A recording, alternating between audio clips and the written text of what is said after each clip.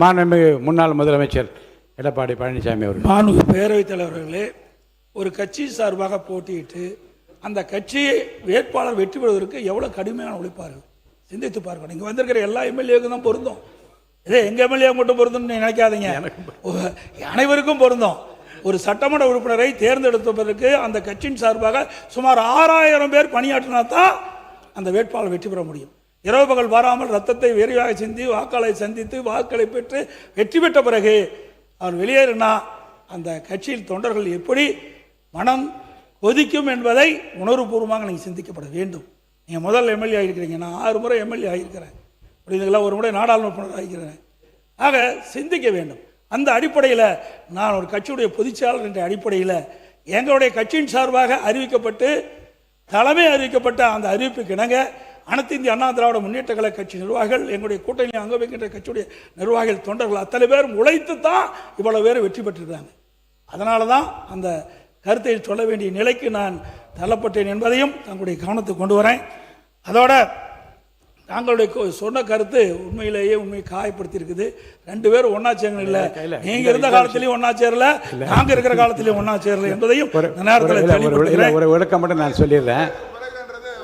குதிரை பேரம் என்று உங்கள் தரப்பில் சொல்லப்பட்டவுடன் குதிரையும் அல்ல கழுதையும் அல்ல சொல்லி முடித்த பிறகு அவர் அதை ஒட்டி பேசியதால் இந்த கருத்தில் 2 பேரும் உடன்படி என்ற அர்த்தத்தில் தான் நான் சொன்னேனே தவிர நீங்கள் அது வேறு அர்த்தத்தில் நீங்கள் அர்த்தப்படுத்திக் கொள்ளக்கூடாது. அடுத்து நீங்கள் இப்போ முடிங்க, நீங்கள் முடிங்க.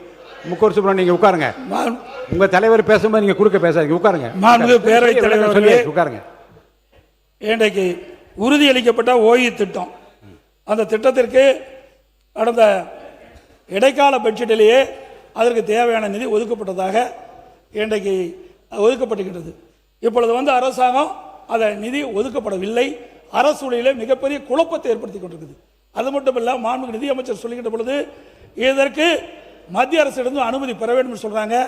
அவர்களை ஓய்வு வழங்குவதற்கு எந்த ஒரு அனுமதியும் பெற வேண்டியில்லை, மாநில நிதியிலிருந்து கொடுக்கலாம். ஏற்கனவே இடைக்கால பட்ஜெட்டில் முந்தைய அரசாங்கம் 11,000 கோடி ஒதுக்கப்பட்டு 14,000 கோடி ஒதுக்கப்பட்டுகின்றது என்பதையும் நேரத்தில் சுட்டிக்காட்ட விளைகின்றேன். அந்த பழைய ஓய்வு பெற்ற அந்த ஊழியர்களுக்கு ஓய்வு தொகை வழங்குவதற்குண்டான நடவடிக்கை இந்த அரசு எடுக்கப்பட வேண்டும். ஏற்றலும் ஈட்டலும் காத்தலும் காத்த வகுத்தலும் வல்ல அரசு என்ற அரசியல் நிதி மேலாண்மை குறித்து ஐயன் திருவள்ளுவர் தெளிவுபட கூறியுள்ளார். இந்த தமிழக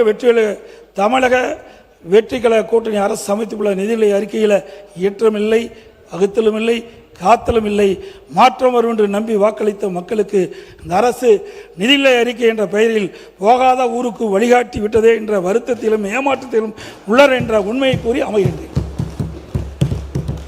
மாண்பு உறுப்பினர் திருமதி லதா அவர்கள் நாளைக்கு விளக்கமாக உட்காருங்க. நாளைக்கு உங்களுடைய பதில் உரை இருக்கிறது. அவர்கள் என்னென்ன நிறைய கேள்வி கணைகளை தொடுத்திருக்கிறார்கள் எல்லாம் தொகுத்து வகுத்து நீங்கள் வரிசைப்படுத்தி நாளை உங்களுடைய பதில்களில் கூறினால் அது பொருத்தமாக இருக்கும். போதுமே. திருமதி லதா உட்காருங்க. வேண்டாம் நோ கான்ட்ரவர்சி. உட்காருங்க. மாண்புமிகு இல்லை வேண்டாம், இப்போ வேண்டாம், இல்லை இப்போ இது உட்காருங்க. மாண்புமிகு உறுப்பினர் திருமதி லதா அவர்கள் வச்சு சொல்லுங்கள். நீங்கள் சொல்லிட்டீங்க, உட்காருங்க. நான் அதை செவிமடுத்து நீங்கள் சொன்னதே நான் கவனமாக கேட்டுவிட்டேன். திருமதி லதா அவர்கள் உட்காருங்க. திருமதி லதா அவர்கள் பேசுங்க. மை கொடுங்க, உட்காருங்க. நீங்கள் மை கொடுங்க, அவங்களுக்கு கொடுங்க. மாண்பு உறுப்பினர் பேசுங்க. மாண்பு பேரவைத் தலைவர்களே, நாங்கள் சொன்ன வார்த்தையை நீக்கிட்டீங்க. அதே போல பொதுப்பணித்துறை அமைச்சர் தேவையில்லாத கருத்தை இங்கே பதிவு செஞ்சிருக்கிறார். அதை நீங்கள் அவை குறிப்பிலிருந்து நீக்கப்பட வேண்டும். நாங்கள் சொன்ன கருத்தை நீக்கிட்டீங்க. ஆக அவர் சொன்ன கருத்து தேவையற்ற கருத்து, இந்த அவைக்கு பொருந்தாத கருத்து, அதை அவை குறிப்பிலிருந்து நீக்க வேண்டும் என்று தங்களை வலியுறுத்துகிறேன்.